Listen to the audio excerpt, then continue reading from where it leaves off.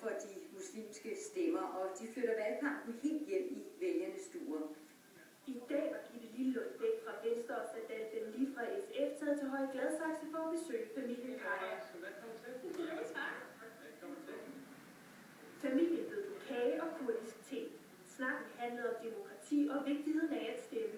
Det er svært at finde ud af, selvfølgelig, hvem skal stemme på, og hvad står de forskellige partier for. Og i hvert fald prøve.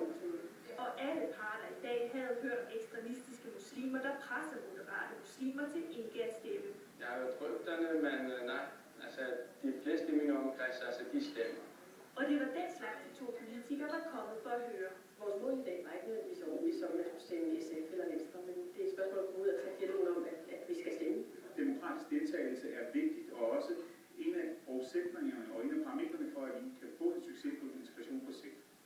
Selvom de to politikere var enige om dagens emne, glemte de ikke at de fik en valgkamp. Nej! Se, nu vil jeg jo helst have den blå, jo.